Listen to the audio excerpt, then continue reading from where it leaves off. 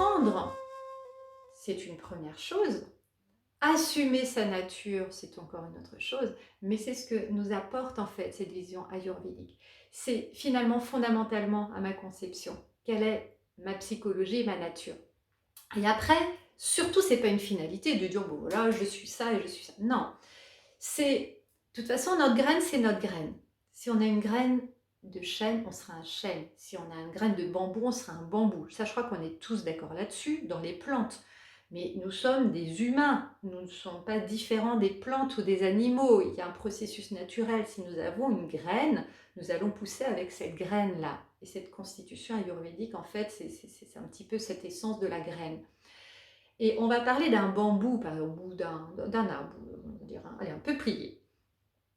Mon peuplier, il peut être tout petit, tout rabougri, ouais, je suis un peuplier. Ou alors mon peuplier, il peut être majestueux, inspiré, et les gens ont envie d'aller méditer sous mon peuplier parce qu'il est beau, il dégage une magnifique énergie.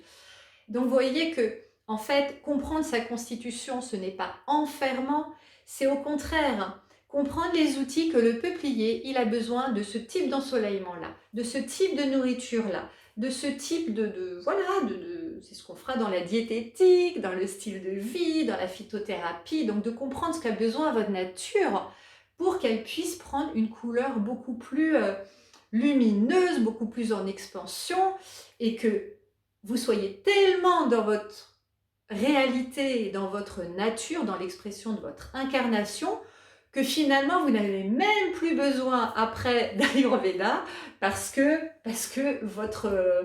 votre capteur intérieur, votre tableau de bord intérieur, votre cœur se sera tellement exprimé qu'il saura ce qu'il a besoin de manger, qu'il saura comment il a besoin de dormir, comment il a besoin. Mais avant ça, on a un petit peu de travail souvent parce qu'on ne peut pas dire qu'on nous éduque à nous comprendre, nous écouter. Et puis parfois, dans certaines constitutions, on va voir que les pittas, ils ne s'écoutent pas assez. Ils sont durs, hein, ils sont dans des asanas, pas dans des asanas, dans des sadhanas, dans des exigences souvent très fortes. Et ils ne s'écoutent pas beaucoup. Et puis on va voir que il y a d'autres constitutions, ils vont peut-être pouvoir trop s'écouter. Et puis ils vont peut-être passer à côté de certaines choses. Donc là, l'idée, c'est vraiment de remettre de la finesse dans tout ça et d'utiliser vraiment le yoga, l'ayurveda dans l'expression même de la réalisation de soi. C'est ce qu'on recherche. C'est pas de faire du yoga ou de faire de l'ayurveda, c'est être dans la réalisation de soi. Et pour ça, il y a différents chemins, différentes formes, différents outils qu'on nous a transmis depuis des millénaires. Moi, je vous parle du yoga, l'ayurveda parce que c'est vraiment mon chemin de vie m'a emmené, et c'est vraiment le yoga et l'ayurveda qui m'ont aidé à aller explorer justement toute cette exploration et ce cheminement de vie. Après, il y a d'autres formes pour y aller. Mais en tout cas, moi, c'est ce que j'ai envie de vous transmettre parce que c'est ce que je connais, et ce que j'expérimente et ce que je vis. Donc voilà un peu pour cette introduction.